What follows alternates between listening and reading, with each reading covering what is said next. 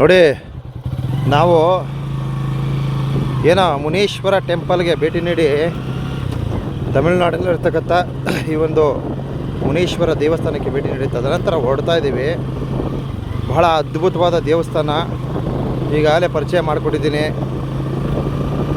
ನಿಮ್ಮ ಕಷ್ಟ ಕಾರ್ಪಣ್ಯಗಳನ್ನು ಬಗೆಹರಿಸಿಕೊಳ್ಳಲು ಈ ಮುನೇಶ್ವರ ಸನ್ನಿಧಿಗೆ ಆಗಮಿಸಿ ಅಂತ ಒಂದು ಸಂದೇಶವನ್ನು ನೀಡ್ತಾ, ಸೊ ಈಗ ನಾನು ಕಾವೇರಿ ಹೊಳೆಯನ್ನು ದಾಟ್ತೀನಿ, ದಯವಿಟ್ಟು ನಿರೀಕ್ಷಿಸಿ. ಕಾವೇರಿ ಹೊಳೆ ಅಂದರೆ ಇದು ಕಾವೇರಿ ಹೊಳೆನೇ, ಇದು ಡ್ಯಾಮ್ನ ಒಂದು ಪ್ರದೇಶ. ಸೊ ಈಗ ಇದು ಡ್ಯಾಮ್ಗೆ ಆವರಿಸ್ಕೊಂಡಿರ್ತಕ್ಕಂಥ ನೀರು. ಈಗ ನಾನು ಹಿಂಗೋಗಿ ಬಲ್ಕೋದ್ರೆ ಅಲ್ಲಿ ನಮ್ಮ ಕಾವೇರಿ ನೀರು ಒಗೇನಕಲ್ ಮಾರ್ಗವಾಗಿ ಆಗಮಿಸ್ತಕ್ಕಂಥ ನೀರು ಅದು. ಅರ್ಥ ಆಯ್ತಾ? ನೋಡಿ, ಇನ್ನೇನು ಕೆಲವೇ ಕ್ಷಣಗಳಲ್ಲಿ ಕಾವೇರಿ ಹೊಳೆ ದಾಟುವ ಕಾರ್ಯವನ್ನು ಮಾಡ್ತೀವಿ. ಭಾಳ ಅದ್ಭುತವಾಗಿದೆ. ಸೊ ತಾವೇನಾದ್ರೂ ಮಹದೇಶ್ವರ ಬೆಟ್ಟ ಮಾರ್ಗವಾಗಿ ಈ ಒಂದು ಬೆಂಗಳೂರು ಅಥವಾ ಏನೋ ಈ ತಿರುವಣ್ಣಾಮಲೈ, ಧರ್ಮಪುರಿ, ಕೃಷ್ಣಗಿರಿ ಈ ಒಂದು ಸ್ಥಳಗಳಿಗೆ ಹೋಗ್ಬೇಕಾದ್ರೆ ಈ ಒಂದು ಟೂ ವೀಲರ್ನಲ್ಲಿ ಈ ಹೊಳೆಯನ್ನು ದಾಟಿಸ್ಕೊಂಡು ಆಗಮಿಸ್ತಾರೆ. ತುಂಬ ಈಸಿ ಅಂತಕ್ಕಂಥದ್ದಲ್ಲಿ ವಿಚಾರಗಳನ್ನು ಮೂಡಿಸ್ತಾ ಇದ್ದೀನಿ. ತುಂಬ ಈಸಿ, ಆರಾಮಾಗಿ ಬಂದು ತಾವು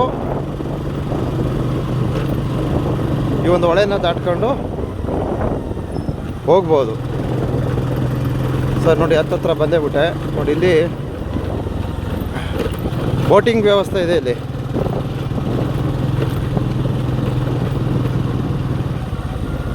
ಇಲ್ಲಿ ಬೋಟಿಂಗ್ ವ್ಯವಸ್ಥೆ ತುಂಬ ಚೆನ್ನಾಗಿದೆ. ನೋಡಿ, ಹತ್ರ ಬಂದೆ.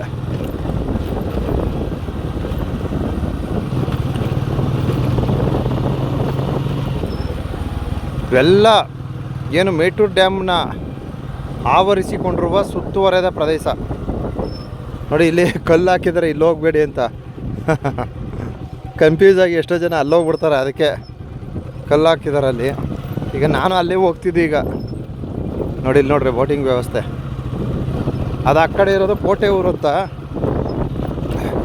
ಈ ಕಡೆ ಅದು ಯಾವುದೋ ಊರು ಹೆಸರು ಹೇಳ್ತಾರೆ, ನಂಗೆ ಗೊತ್ತಾಗ್ತಾಯಿಲ್ಲ. ಈಗಾಗಲೇ ನಾನು ಹೊಳೆಯಿಂದ ದಾಟ್ಕೊಂಡು ಬಂದು ತದನಂತರ ಏನು ಮುನೀಶ್ವರ ಸ್ವಾಮಿಯವರ ದರ್ಶನವನ್ನು ಪಡೆದು ವಾಪಸ್ ಹೋಗ್ತಾಯಿದ್ದೀನಿ. ಸೊ ಈ ಹೊಳೆ ದಾಟ್ತಕ್ಕಂಥ ಒಂದು ಸನ್ನಿವೇಶದ ವೀಡಿಯೋನ ಅರ್ಪಣೆ ಮಾಡ್ತೀನಿ. ಈಗ ಅಲ್ಲಿ ನೋಡಿ, ಅಲ್ಲಿಂದ ಬರ್ತಾ ಇದ್ದಾರೆ, ನಾವಿಲ್ಲಿ ಕಾಯಬೇಕು.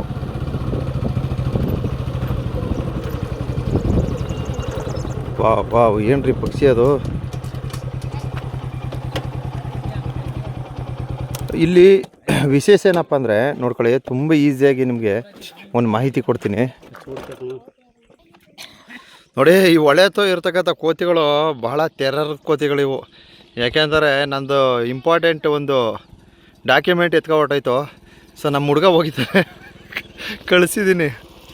ಈಗ ಇಲ್ಲಾಂದ್ರೂ ನಾನು 1,000 ಖರ್ಚು ಮಾಡಬೇಕು. ಒಂದು ಇಂಪಾರ್ಟೆಂಟ್ ವಸ್ತು ಎತ್ಕೊಬಿಟ್ಟೋಗದೆ. ಸೊ ಅದೇನು ತಿನ್ನೋ ಪದಾರ್ಥ ಅಲ್ಲ, ಆದರೂ ಅದು ಕೋತಿ ಎತ್ಕೊಬಿಟ್ಬಿಡ್ತು. ಸೊ ನಮ್ಮ ಹುಡುಗ ಅಲ್ಲಿ ಓಡೋಗಿದ್ದಾನೆ ಎತ್ಕೊಬರೋಕ್ಕೆ. ಅದೇನು ಮಾಡ್ದೋ ಗೊತ್ತಿಲ್ಲ, ತಿನ್ನೋ ಪದಾರ್ಥ ಅಂತೂ ಅಲ್ಲ ಅದು. ಸೊ ನಮ್ಮ ಬೈಕಿಂದ ಎತ್ಕೊಬೋಗ್ಬಿಟ್ಟಿದೆ. ನೋಡೋಣ, ಹೋಗಿದ್ದಾನೆ ಅವನು ಸುಮಾರು ದೂರ.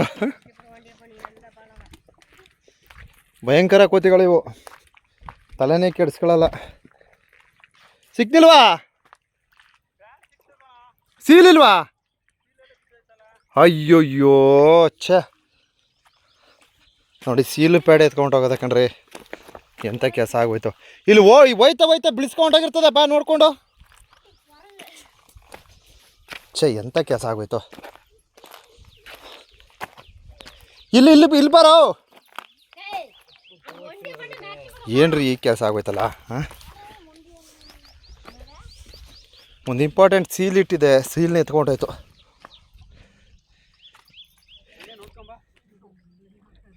ಆ ಹುಡುಗ ಬರ್ತಿದ್ದಾನೆ, ಸಿಗ್ತಾನಾ ಹುಲಿ? ನಿಮ್ದೇನು ಎತ್ಕೋಯ್ತು? ಇವನು ಕೇಳು, ಇವನ್ನ. ಎಂಥ ಕೆಲಸ ಆಗೋಯ್ತು. ಹಂಗೆ ಬಾ ನೋಡು ಹಾಗೆ ಹುಡುಕು. ನೋಡ್ರಿ, ಕಾವೇರಿ ಹೊಳೆ.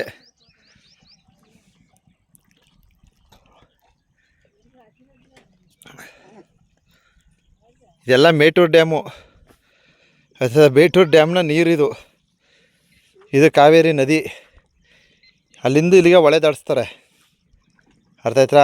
ಬೋಟಿಂಗ್ ಇದೆ ನೋಡಿ, ಬೋಟಿಂಗ್ನವರು ಅಲ್ಲಿಂದ ನೋಡಿ ಅಲ್ಲಿ.